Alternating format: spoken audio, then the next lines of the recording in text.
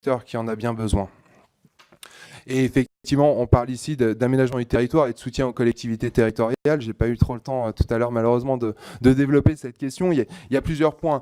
Il y a un premier qui est de développer un guide des bonnes pratiques. On est assez content puisque cette proposition a été reprise par le gouvernement et annoncée justement dans les annonces la logistique par Elisabeth Borne. Ce guide des bonnes pratiques de labellisation qui est justement à viser des collectivités territoriales pour permettre qu'elles prennent en charge ces questions de logistique urbaine.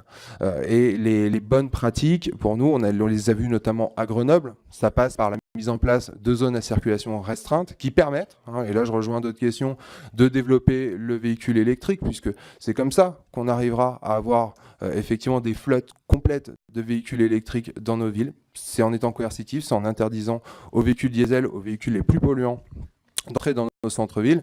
De nombreuses villes y réfléchissent, certaines en ont déjà fait le choix, et c'est là, pour moi, la bonne solution. Vous parliez de lien avec la Smart City et de ces livraisons et de cette aire de livraison connectée, notamment, je pense que c'est ça où vous faisiez allusion. Effectivement, c'est quelque chose qui me semble être un bon développement. On pourrait même aller encore plus loin.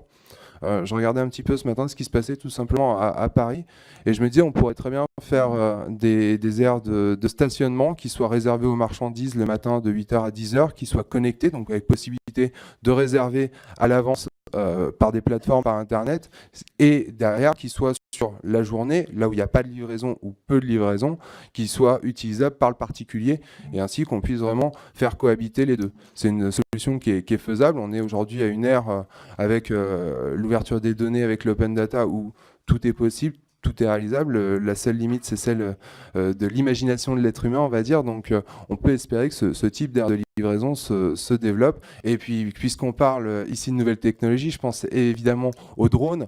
Alors oui, Amazon, pour ne pas les citer, font des tests actuellement aux États-Unis de livraison par drone. Le coût d'un drone est quand même élevé.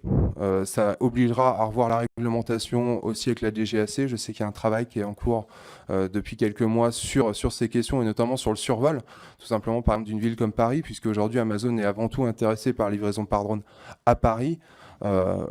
Est-ce que les citoyens sont aussi prêts à l'accepter? C'est ça qu'il faut se demander. Aux États-Unis, ce qu'il faut savoir, c'est que vous avez aujourd'hui des serrures qui sont installées qui permettent au livreur Amazon d'arriver, de passer son téléphone et d'ouvrir la maison pour déposer son colis à l'intérieur. Est-ce que nous, Français, citoyens français, sommes prêts à accepter cela? Je ne suis pas certain aujourd'hui, donc je ne suis pas sûr qu'on puisse aller aussi loin, aussi vite. Ça me semble être à court terme assez utopique. Par contre, effectivement, sur un long terme, je pense qu'on arrivera, oui, à ce type de livraison par drone notamment.